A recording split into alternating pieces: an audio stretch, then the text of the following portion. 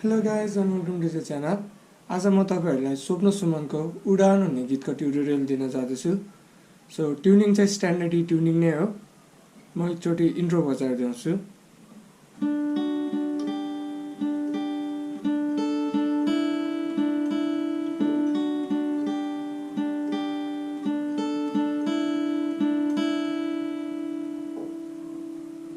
So यो चाहिँ सुरुको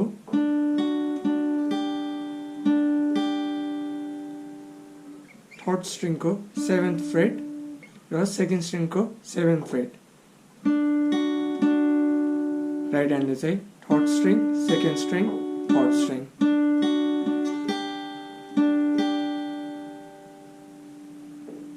र यो सेकेन्ड टाइममा चाहिँ सेकेन्ड स्ट्रिङ को 8th फ्रेटमा।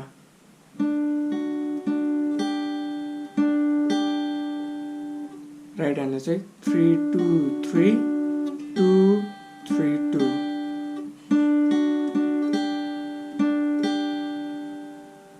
र त्यसपछि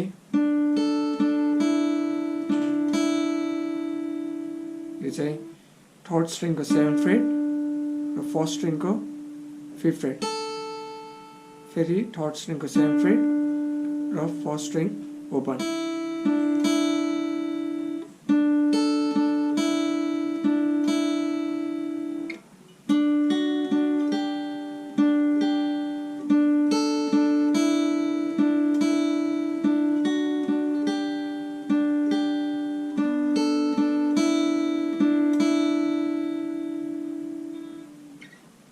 यसपछिको पार्ट चाहिँ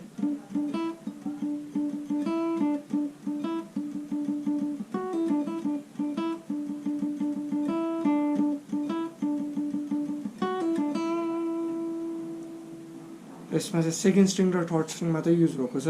थर्ड स्ट्रिङ को 7th फ्रेट र सेकेन्ड स्ट्रिङ को 5th फ्रेट। पहिला थर्ड स्ट्रिङमा दुईचोटि पिक गर्ने, त्यसपछि सेकेन्ड स्ट्रिङ को 5th फ्रेट। त्यसपछि 1 2 3 4 5 6।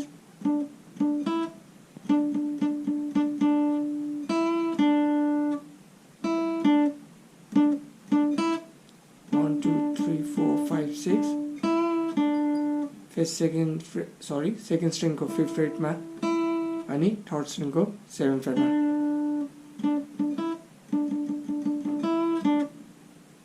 अनि फेरि 1 2 10 1 2 3 4 5 6। अनि सेकेन्ड टाइममा चाहिँ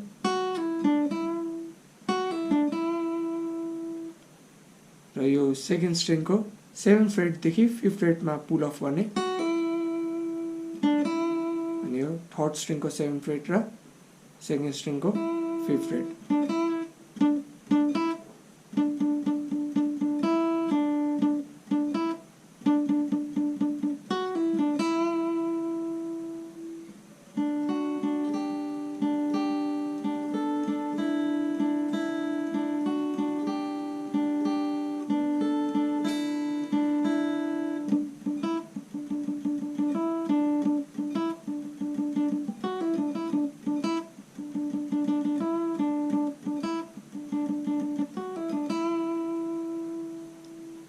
त्यसपछिको चाहिँ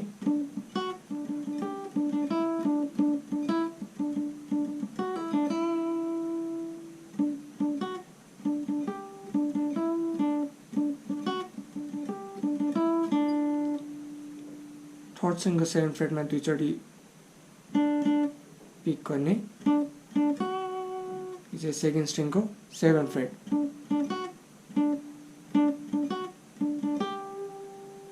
फेरि थर्ड स्ट्रिङमा दुईचोटि पिक गर्ने। अब सेकेन्ड स्ट्रिङ को 8th फ्रेट। अनि फेरि थर्ड स्ट्रिङमा पिक अनि सेकेन्ड स्ट्रिङ को 5th फ्रेट।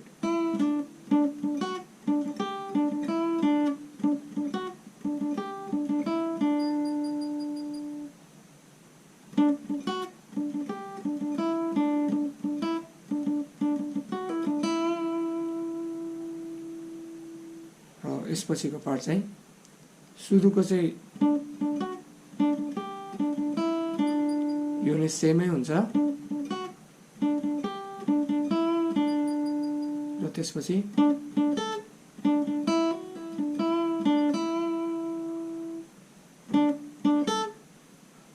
यो चाहिँ थर्ड स्ट्रिङको 7th फ्रेट अनि फर्स्ट स्ट्रिङको 5th फ्रेट फेरि थर्ड स्ट्रिङमा दुईचोटि पी कनेक्ट थर्ड स्ट्रिङ भनेको चाहिँ 7th फ्रेट मात्र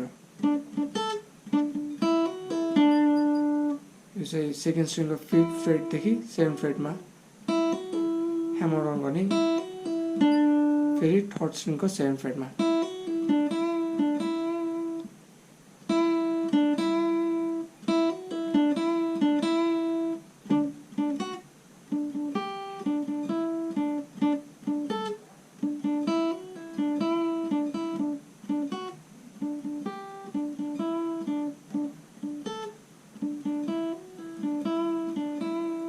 यो पार्टमा चाहिँ यो पिस पनि गइरहेको हुन्छ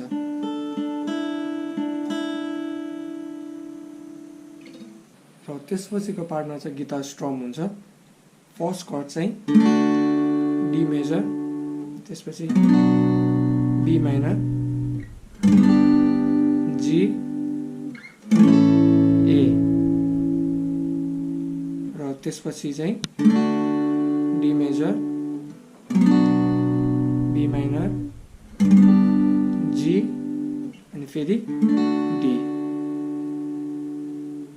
र D major B minor G A यो चाहिँ प्री कोरसको कर्डहरू सो सुरुमा चाहिँ स्ट्रम हुने बेला चाहिँ चारवटा कर्ड जाने भयो D major B minor G A र सेकेन्ड टाइममा डी मेजर बी माइनर जी र ब्याक टु डी र थर्ड टाइममा चाहिँ फेरि D major B minor G ए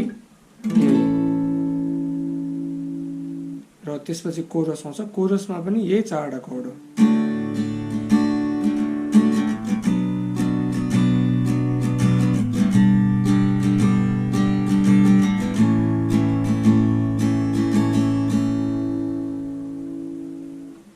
यसमा नर्मल स्ट्रमिङ गर्दा नि हुन्छ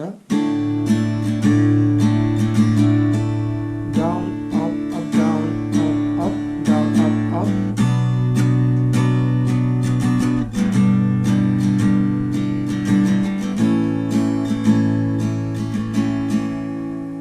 चाहिँ नर्मल स्ट्रम गर्दा नि हुन्छ र गीतमा चाहिँ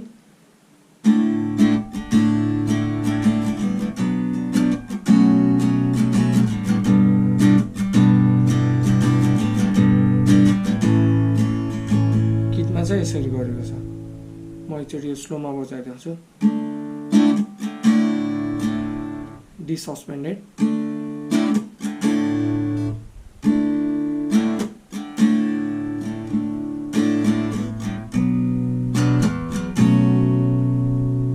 सुरुमा बी माइनरै हो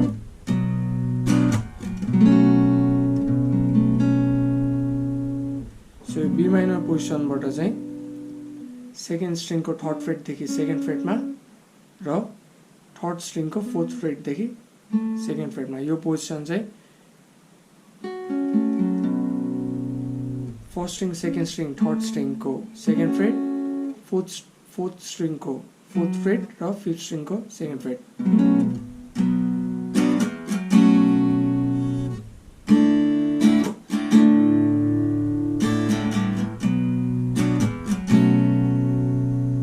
त्यसपछि जी तर फर्स्ट स्ट्रिङ चाहिँ ओपन छोड्ने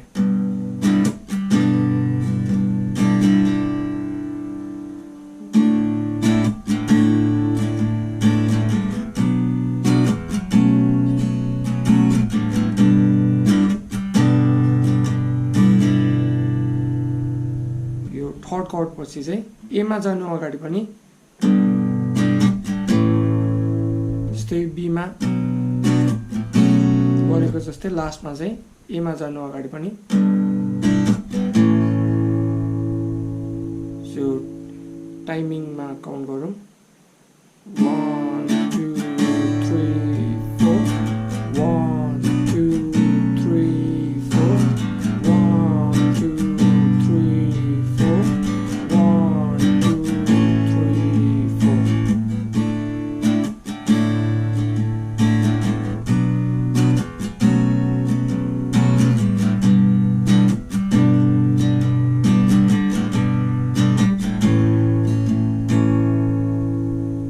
यसरी गर्दा पनि भयो, नत्र सिम्पल नर्मल स्ट्रमिङ प्याटर्नमा चाहिँ यो 4 कर्ड फुल बार बजाइदिँदा पनि भयो। र त्यसपछिको सेकेन्ड भर्समा पनि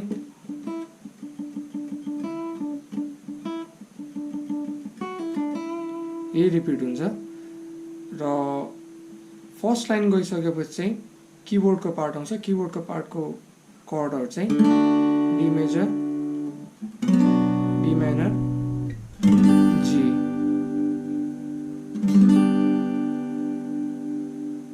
फेरि डी मेजर, बी माइनर, जी,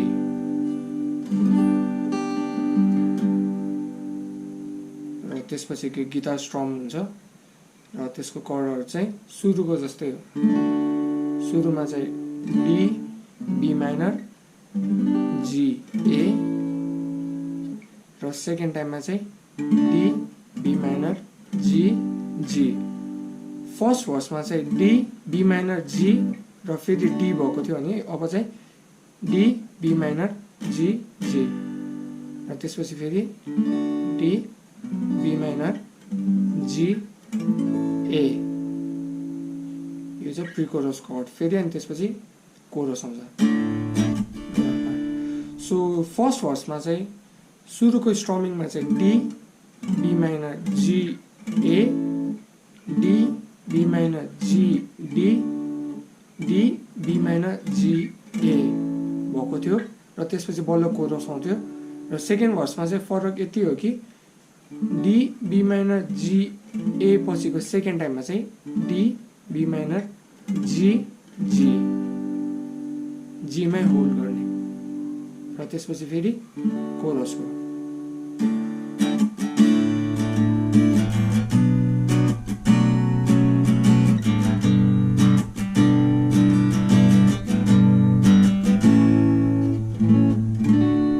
र यो रिपिट भइरहेको छ। र लास्टमा आउट्रोमा चाहिँ गिटारको पार्ट चाहिँ छैन, तर कर्डहरू गर्नु पर्यो भने चाहिँ डी र G. So okay guys, thanks for watching this video. अरू पनि कुनै ट्युटोरियल रिक्वेस्ट छ भने चाहिँ please let me know in the comments and don't forget to like, share and subscribe.